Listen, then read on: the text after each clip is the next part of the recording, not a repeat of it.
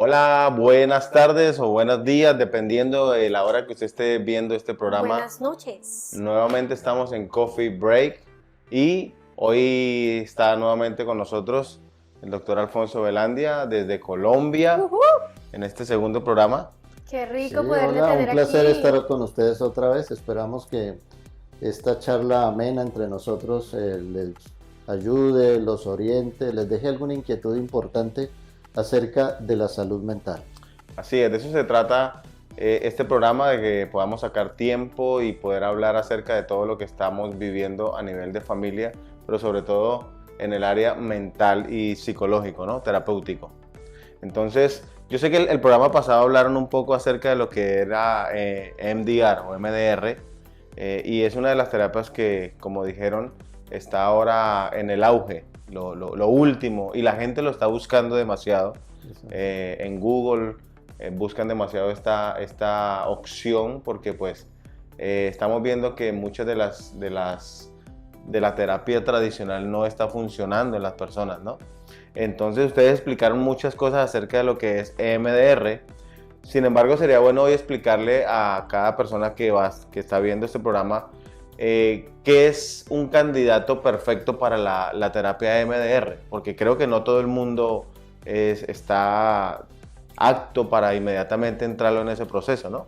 No, claramente que no. Lo que pasa es que estamos en un auge, ¿cierto? Estamos hablando de eso hace unos segundos atrás, donde estamos de acuerdo que la gente quiere buscar esta terapia, pero realmente cuando se sientan le dicen a uno, es que yo quiero terapia MDR. Y uno los mira, ok, perfecto, podemos hacerlo, pero ellos esperan que la terapia de MDR se haga inmediatamente. Bueno, definitivamente uno entiende la premura de la persona porque se Claro. quiere sanar, Claro. porque desconoce cómo funciona la terapia, pero hay que explicarles, hay que psicoeducarlos en el total. tema de la terapia. La terapia MDR corre en un protocolo estándar de 8 fases, de la 1 a la 8. La primera fase comienza con una entrevista normal donde se recogen datos biográficos de la persona, datos básicos y datos biográficos. En ese proceso de ir recogiendo la biografía de la persona, el terapeuta, ya por su experticia, por su experiencia, dependiendo de cuánto lleve practicándola, va a ir rápido descubriendo en dónde posiblemente pueden haber traumas. Ahora, ¿cómo es una persona o un candidato para que pueda recibir esta rápido? Mira, lo primero que tenemos que hacer, yo lo voy a explicar de esta forma. Yo tengo a varias personas que han traído a sus hijos buscando la ayuda de MDR para ellos. Para los hijos. Para sus hijos, Ok. correcto. Y cuando salen los muchachos, uno no ha podido hacerles MDR. No ha podido, ¿por qué? Porque el paciente no ha entendido que tiene un problema. Si el paciente no tiene un problema y una necesidad de sanar un área específica en su vida, de ahí no podemos trabajar con EMDR. Ok. Entonces, yo pienso, no sé si tú estás de acuerdo conmigo, que para poder trabajar MDR tenemos que tener un protocolo específico, tenemos que mirar qué es el tema que se va a tratar, de dónde se origina, Ok. y de ahí entonces desarrollarlo, pero con la conciencia del paciente que entiende que tiene esa necesidad y quiere hacerlo, porque MDR no es una varita mágica que Ya hace todo mágico. ya, sí, no, ya solucionó, no. No, yo no puedo venir y como dicen por ahí, venga, siga mis dedos y ya. No va a funcionar así. Tú tienes que entender que tienes una necesidad y la necesidad te hace el querer sanar. Definitivamente cuando uno quiere resolver un problema necesita 4 cosas. 1, entender que tiene un problema. Correcto. Ajá. 2, comprender que solo no lo puede resolver. Ujú, Muy bien. 3, buscar ayuda. Y 4, dejarse ayudar. total. Entonces cuando llegamos al cuarto punto, dejarse ayudar, hay que seguir un protocolo. No podemos empezar a desensibilizar y, como decía Stephanie, ahora empezar a mover, porque primero hay que preparar a la persona. La primera fase es el recogido de los datos, es donde pues se tiene el motivo de consulta, la expectativa que tiene la persona de qué es lo que quiere sanarse. Se revisan también los síntomas que está viviendo la persona, que es lo que realmente los mueve a buscar terapia. Y esa primera fase pues ya abre el espacio a continuar el resto del protocolo. Se necesita entonces en una segunda fase o la fase 2, que es la fase de preparación, explicarle a la persona cómo funciona o qué es la terapia EMDR, ¿cierto? También hacer una preparación porque durante la terapia o después de la terapia pueden venir momentos difíciles. Yo les digo allá coloquialmente es que ya empezamos a meterle el dedo al avispero. Entonces, todo eso que tenemos guardado allá, eso puede empezar a salir. O sea, que las personas pueden tener efectos secundarios después de la terapia. Claro, por supuesto. Entonces, eso es bien importante porque entre una terapia y la siguiente, la persona puede tener alteraciones del sueño, puede tener mayor irritabilidad, incluso en algunas ocasiones puede querer suicidarse. Entonces, o se puede deprimir, ponerse ansioso, tener alteraciones del estado de ánimo. Entonces, a la persona hay que explicarle todo eso para que lo entienda y asegurarnos como terapeutas de que la persona lo entendió. Correcto. Y una vez que la persona ha entendido, entonces tiene que haber un consentimiento informado. Es decir, estoy de acuerdo, yo quiero esa terapia y vamos entonces a entrar en una fase de preparación que es cuando movilizamos o tocamos o fortalecemos los recursos que tiene la persona. Entonces lo llevamos a un lugar seguro, con la imaginación. ¿Por qué? Porque para el inconsciente todo es verdad y todo es presente. Si en este momento yo cierro los ojos y me imagino que estoy en Nueva York, para el inconsciente yo estoy en Nueva York. Por eso es el problema que se presenta cuando tenemos tantos pensamientos de un lado o de otro. Para el inconsciente eso es verdad. Entonces preparamos a la persona.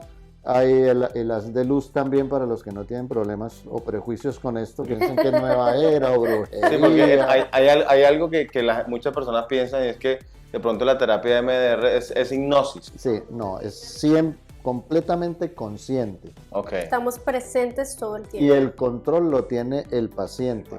Uno simplemente lo va guiando y lo va conteniendo para que se desarrolle la terapia con los resultados que se esperan. En base a lo que ustedes han dicho, por eso es muy importante entender que la terapia de MDR tiene que ser literalmente para la persona que la quiere. ¿Por qué? Porque muchas veces vemos casos, sobre todo como decía ahora Stephanie, de padres que traen a sus hijos queriendo que se les haga esa terapia, pero el hijo no quiere. O para el hijo no tiene ningún problema, él está bien. El del problema son los padres. Entonces encontramos que hay como un choque de que yo quiero que hagan algo con mi hijo, pero la otra persona no quiere nada. Sí. Y ahí no se puede hacer una terapia en día. Eso es muy común. Generalmente las personas, o muchas personas, no todas, pero muchas personas llaman para pedir consulta para un hijo o una hija. Yo se lo voy a enviar para que usted me lo ayude. Ajá. Para que me lo cambie. Me lo cambie. Cuando le pregunto cuántos años tiene y es menor de edad, le digo, es importante que vengan ustedes primero, las personas que lo han criado, sean padres o figuras de crianza, y me aporten una información que es vital para mí. Entonces, a partir de esa primera consulta, los padres salen pensando sistémicamente.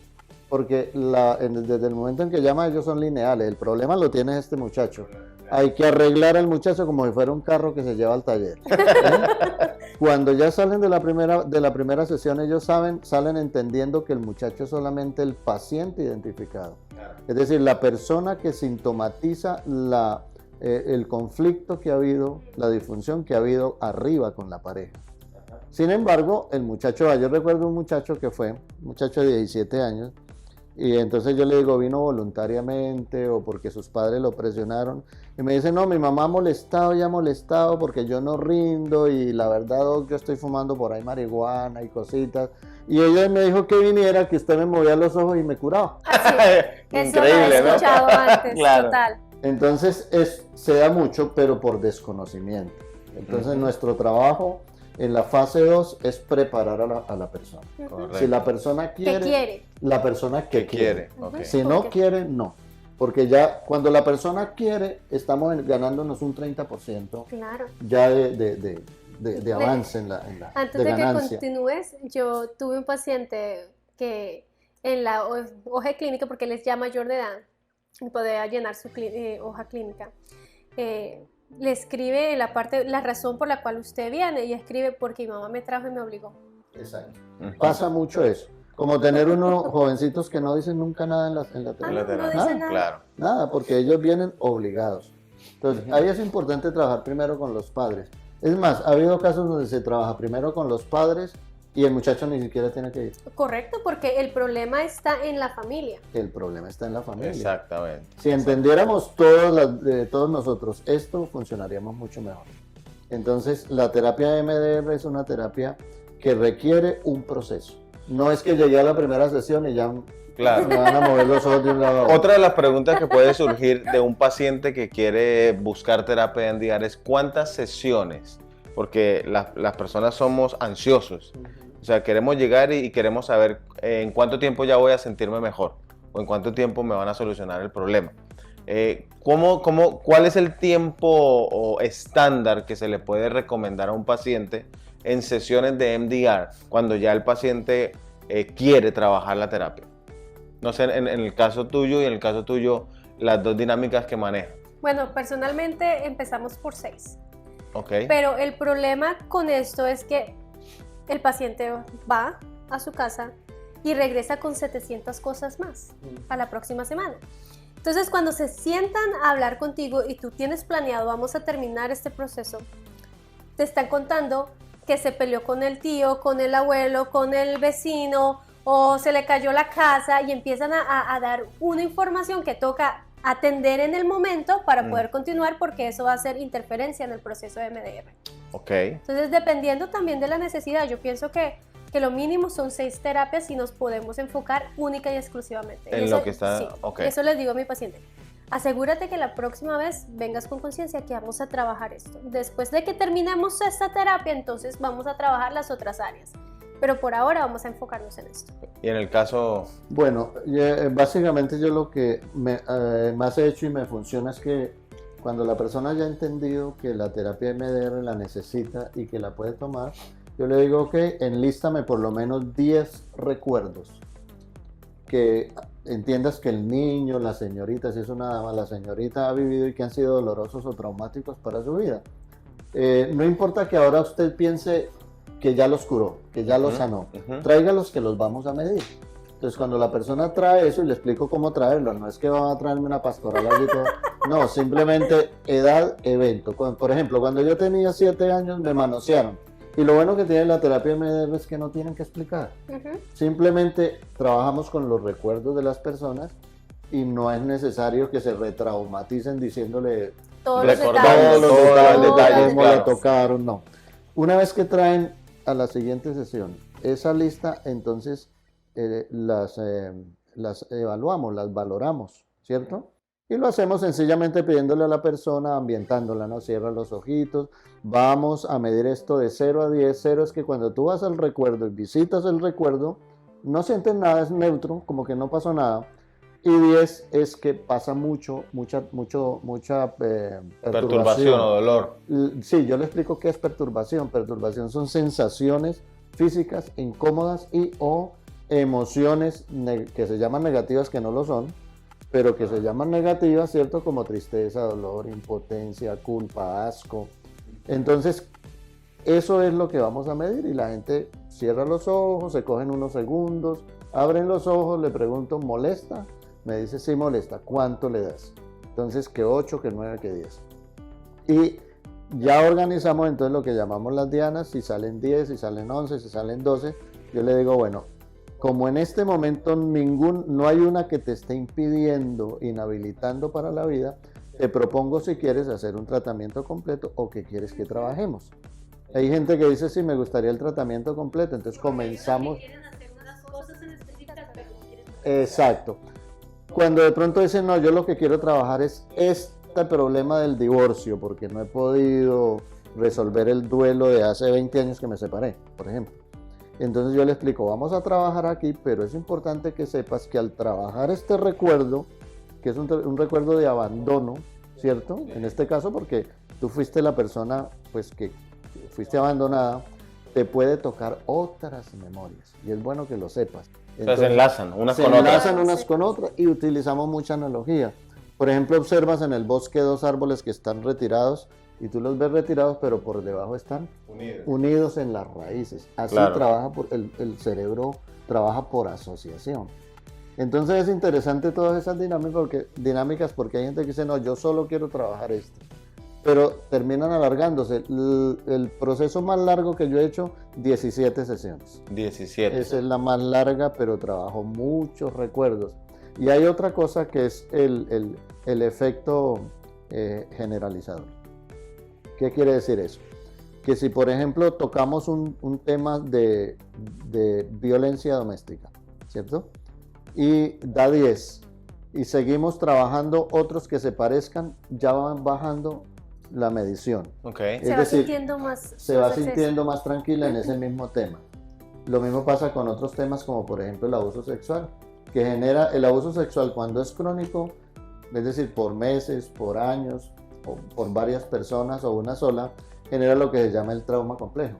Es muy difícil de trabajar, pero se puede trabajar con unos resultados poderosos. Fenomenal. Claro. Sí, Pero exacto. realmente lo que yo quiero dejar aportar es que no podemos llegar a una sesión y que ya empiecen a trabajarnos con desensibilización. No, claro, exacto. No, la desensibilización en mi caso yo la comienzo por la tercera sesión. A la tercera Sí. sesión. Entonces por eso lo que tú dices, mínimo 6, para Sí, es poder que- trabajar 1 o 2 blancos y de ahí para abajo los que quieran.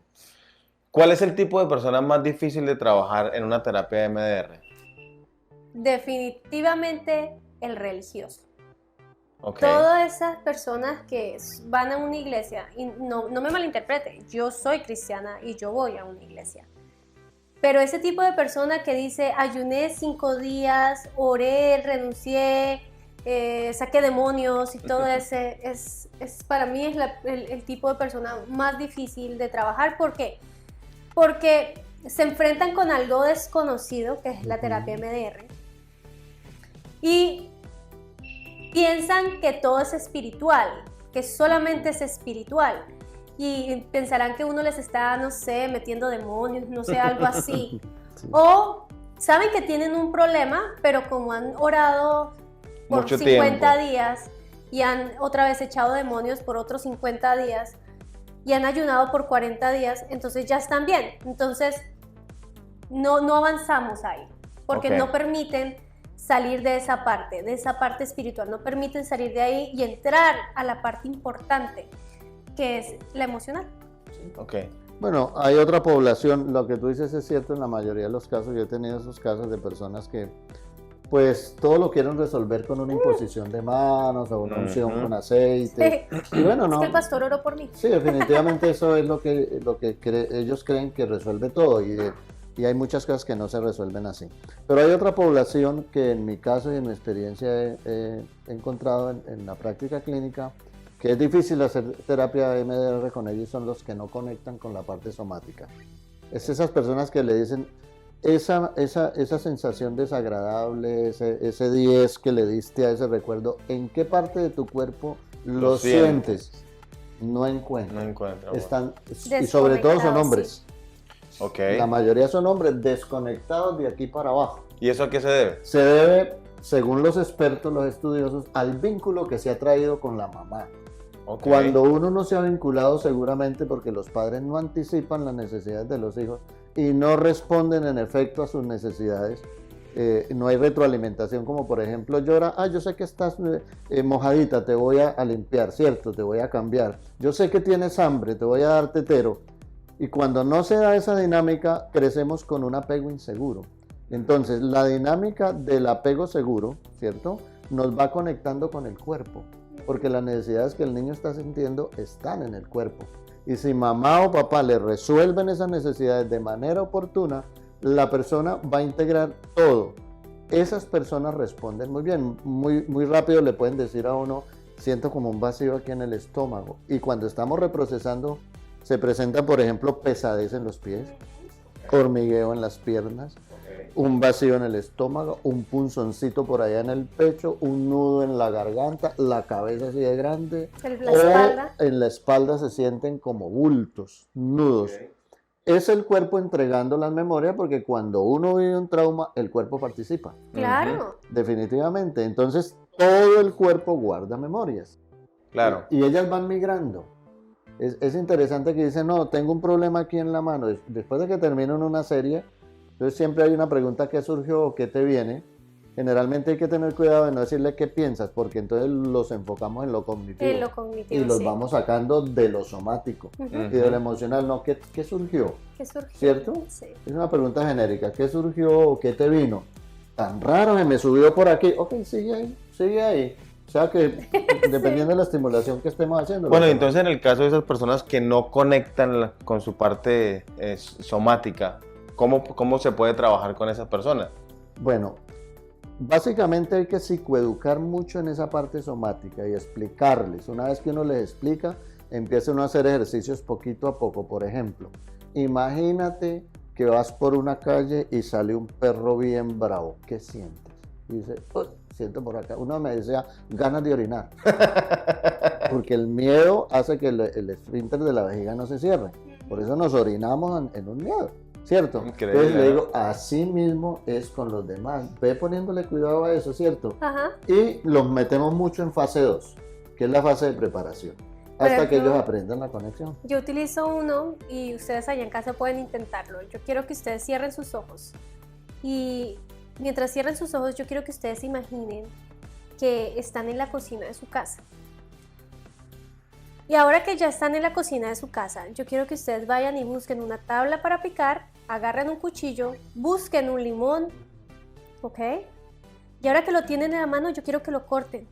Imaginariamente, corten el limón. Y ahora, ahí, con esa imagen, ahora agarren el limón y pónganselo en su boca.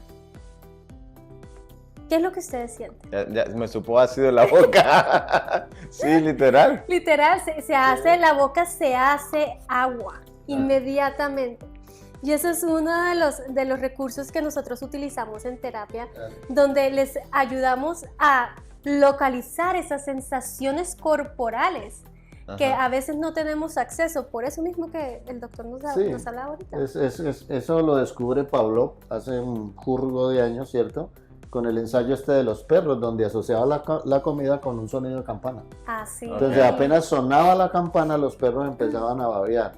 ¿Ves? El cuerpo empezaba a asociar comida, ¿cierto? Con el sonido de la campana. Y de esa manera, entonces, cuando pensamos en X cosas, ¿cierto? Sí. En X, el caso del limón o una cebolla también pudiera servir, el cuerpo empieza a responder. Otro ejemplo que ustedes pueden hacer es imaginarse una persona que ustedes no quieren y les gustaría pegarle. ¿Cierto? Imaginémosla. Imagínenla, una persona que a ustedes les gustaría pegarle, tan pronto ustedes se meten en el cuento, cuando se den cuenta están empuñando las manos y están tensos, porque el cuerpo simplemente está obedeciendo. Entonces, increíble, ¿no? Sí, así funciona, pero cuando la persona conecta con el cuerpo es delicioso. Total. Claro. Hay una sanidad integral. Integral, por supuesto. Porque hay memorias que nosotros tenemos acceso en nuestro cerebro, pero hay otras que están solamente en nuestra sensación, en nuestro cuerpo. Por ejemplo, las memorias de vientre, a las que se les llama de vientre. Son esas memorias de esos insultos emocionales que hemos tenido durante el embarazo. Y como nuestro cerebro no está totalmente desarrollado, no tiene la capacidad de recortar todos los detalles, pero nuestras células sí, y quedan incrustadas en ellas. Y entonces estamos de pronto respondiendo a malestares, incomodidades y cosas súper fuertes, pero no sabemos de dónde se originan. Claro. Y si nosotros podemos conectar en nuestra parte corporal, eso va a sanar mucho. Fíjate, Estefania, que me está haciendo recordar cuando yo comencé. Ustedes saben que siempre que comenzamos nos asustamos, no sabemos qué hacer, nos da miedo. Y llegó una señora a consulta y estábamos desensibilizando. Yo estaba ahí poniendo cuidado, mirando si las pupilas se dilataban, todo lo que uno mira, que es información para uno. Cuando me dice, déjeme acostar, por favor, y hacía unos gestos terribles, le dije, acuéstese. Y se acostó allá, inmediatamente se enrolló en posición fetal. Sí. Wow. Entonces yo quedé como en blanco, aunque había recibido el entrenamiento, pero ¿qué hago yo aquí? Y la dejé que se calmara y unos 10 minutos volvió y se incorporó. Le dije, ¿quiere seguir o quiere parar? Claro. Entonces me dijo, no, yo creo que paremos porque me siento muy cansada. Y una vez llamé a mi supervisor y le dije, me pasó esto, ¿qué hago? Y ella ya me explicó muchas otras cosas y pude hacer la terapia con ella en otras sesiones. Y en el proceso de desensibilizar, ella empezó a recordar que cuando estaba en el vientre de mamá, papá le daba patadas a mamá en el vientre. Es decir, un insulto en vientre. Un insulto. Y el feto lo que hizo fue capturar eso a nivel neurológico. A nivel cognitivo no, porque no estaba desarrollado, pero a nivel neurológico. Y eso salió ahí. El resultado fue muy bueno, lloró, perdonó al papá. Qué bueno. Obviamente no en una sesión. No, totalmente no. Hay que darle varias, claro. Varias sesiones. Queremos recordarle a todas las personas que es importante buscar ayuda. Por eso ahora mismo usted va a ver el número de teléfono del centro de consejería donde puede localizarnos, puede pedir una cita, puede darse la oportunidad de trabajar ciertas áreas de su vida que usted entiende a lo mejor le están causando frustración, tristeza, depresión, tantas cosas, y usted puede darse ese chance, ¿no?, de poder trabajar su vida. A lo mejor usted es un candidato perfecto para poder trabajar esta terapia de EMDR, ¿no? Entonces es importante que usted haga esto para que pueda seguir hacia adelante. Vamos a ir cerrando este programa con una pregunta que quiero hacerle a cada uno, y es: ¿cuál ha sido el caso más complejo o más difícil que han recibido y cómo ha terminado esa persona? O sea, cómo llegó y cómo terminó? ¿Cuál fue el desenlace de esa terapia de MDR? Bueno, yo he tenido varias personas, por ejemplo, que se disocian. Voy a hablar de dos, de una que sí terminó y otra que no. ¿Qué es disociar? Porque por de pronto las personas no entienden ese término. Bueno, la disociación se puede dar en el momento del evento que causa el trauma. Ajá. Y se puede dar cuando se hace terapia. Disociarse es apartarse, desconectarse. Entonces, por ejemplo, hay niñas que han sido violadas por años. Y como son niñas, pues no se pueden defender, ¿cierto? Aprenden lo que llamamos indefensión aprendida. Y además son niñas. Entonces, ¿qué hace? El cerebro se vale de la disociación y ellas se vuelven como espectadores. Entonces, están viendo desde afuera cómo las violan para no sentir. Y cuando se hace la terapia, entonces se van también. Uno tiene que estar preparado porque ellos, cuando empiece ya a cerrar los ojos y a voltearlos, se está disociando. Entonces, hay que cogerle la cabeza, como nos enseñó el doctor Jarero, que es una eminencia en este campo, y volver a la persona con mucho cuidado y preguntarle en el entorno para saber si volvió, preguntarle, ¿qué ves aquí en esta oficina? El aquí y el ahora, no, que veo unas flores, respira, porque tenemos que meterlo dentro de algo que se llama ventana de tolerancia para que pueda reprocesar y soportar. Entonces, hubo una persona que se disociaba mucho, pero aprendí a bregar con eso. Y pudimos trabajar hasta donde ella pudo, todo no se agotó, pero se vieron unos resultados muy buenos. Y hubo otra persona que definitivamente no se pudo porque ella vivió la experiencia de que en un lugar de Colombia que se llama La Línea, que es una carretera un sitio montañoso, sí. Sitio montañoso, es bien fuerte. Un hermano de ella fue atropellado por un camión. Y el camión lo arrastró. Y cuando a ella le avisan, él ya estaba en el hospital, pero estaba gravísimo. Y una señora hizo un comentario y dice, uy, usted hubiera visto cómo arrastró ese camión a ese señor. Dios santo. Eso hacía una cara impresionante. Ese fue el trauma de la muchacha, más que la pérdida fue eso. Entonces, ¿qué sucede? Ella tenía una cirugía de columna y cuando empezamos a trabajar, el cuerpo no soportó. Wow. Porque el dolor se exasperó, se exacerbó completamente y ahí no pudimos hacer nada. Porque mientras el cuerpo no resista, no se puede trabajar. No se puede. Por eso es que cuando uno termina la sesión, uno le dice, entre sesión puedes tener perturbación, entonces vas a hacer este ejercicio, respiración, el lugar seguro, el recuerdo agradable. Claro. Bueno, hay muchos para eso, para que se autorregule. Pero en una hubo, digamos, buenos resultados y en la otra no se pudo. ¿Y en tu caso? Bueno, yo tuve una paciente joven que le había dado, o sea, ya había decidido que buscar ayuda no era opcional. Y su mamá la convence de que venga a verme. Y ella viene con la expectativa de que eso no va a funcionar, va a ser una de las otras terapias que ella tenía. Y yo me acuerdo la reacción de ella al principio fue bien brusca, pero se dio cuenta de que lo que hicimos, que fue la parte de la primera parte, que fue de buscar, de conectar lo que está pasando, de investigar de dónde se origina, ella empezó a notar cosas que no se había dado cuenta. Entonces le dio la oportunidad de volver.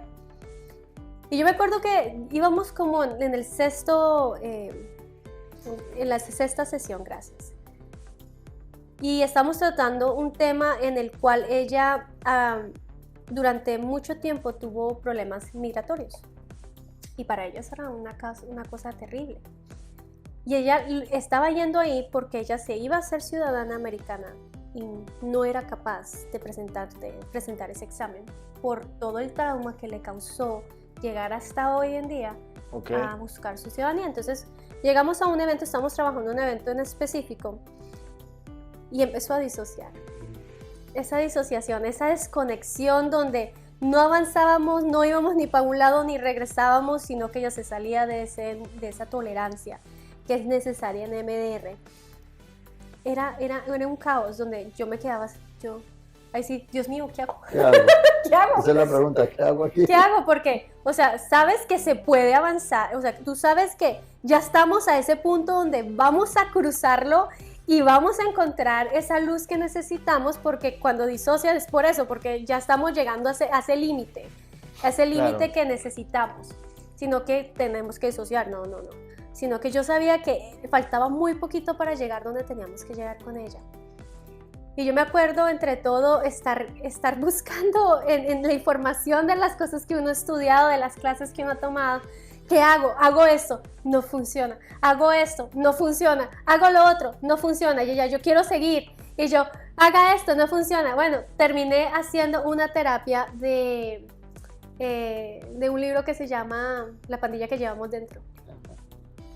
Y eso fue lo que reventó todo, como que soltó. Y al haber hecho esa terapia con ella, pudo tomar el examen después. Fue una cosa bien increíble, pero sí me acuerdo que esas 2 sesiones fueron un poco caóticas porque era como que no funciona esto, entonces tratemos esto, no funciona esto, tratemos esto, no. Y era dando vueltas en ese mismo tema hasta que, gracias a Dios, logramos salir. Qué bien. Qué bueno, yo creo que hemos aprendido una vez más, hemos profundizado mucho sobre lo que es la terapia EMDR y queremos darte las gracias por haber estado en estos 2 programas aquí en Coffee Break. Gracias por invitarme, un gusto. Esperamos volver a tenerlo más adelante y como siempre ustedes saben que estamos aquí para ayudarles. Les recuerdo el teléfono que lo va a ver ahora mismo aquí en pantalla. Llame, haga una cita, busque ayuda, sane su vida y verá los resultados tan importantes que va a tener en su vida. Así que nos despedimos de todos ustedes, cuídense mucho y nos vemos en el próximo programa. Cuídense. Hasta luego. Hasta luego.